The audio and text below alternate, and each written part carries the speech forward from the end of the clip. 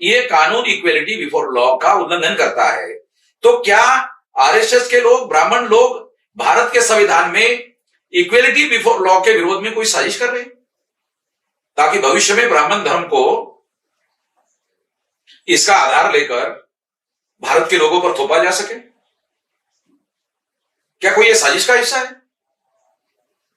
RSS Bhajpa की जो भी रणनीति रही है उसके आधार पर इसे गंभीरता पूर्वक सोचने की जरूरत है, विचार करने की जरूरत है।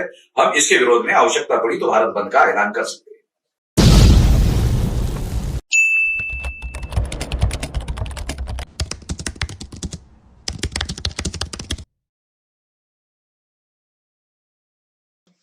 भारत के संविधान में जाति के आधार पर भेदभाव करने के लिए पाबंदी लगाई गई है।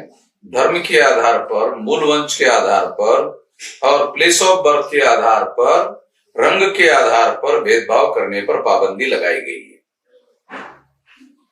इसलिए ये जो कानून धर्म के आधार पर भेदभाव को लेकर कानून बनाया गया है, ये इक्वेलिटी बिफोर लॉ का उल्लंघन है।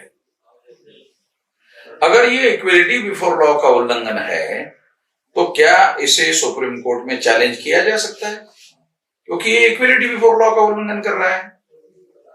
यानी एक धर्म के व्यक्ति को, खास धर्म के व्यक्ति को, अगर वो अफगानिस्तान से, पाकिस्तान से और बांग्लादेश से भारत में आता है तो उसको नागरिकता नहीं दी जाएगी, ऐसा प्रावधान है। ये प्रावधान इक्वेलिटी बिफोर लॉ का उल्लंघन है। अगर ये इक्वेलिटी बिफोर लॉ का उल्लंघन है तो ये तो मौलिक अधिकार का उल्लंघन है। और भारत सरकार को, पार्लियामेंट को ऐसा कोई कानून बनाने का अधिकार भारत के संविधान ने नहीं दिया है जो इक्वेलिटी बिफोर लॉ का या मौलिक अधिकार का उल्लंघन करने वाला कानून हो। इस हिसाब से ये कानून भारत के मौलिक अधिकार का उल्लंघन करने वाला कानून है।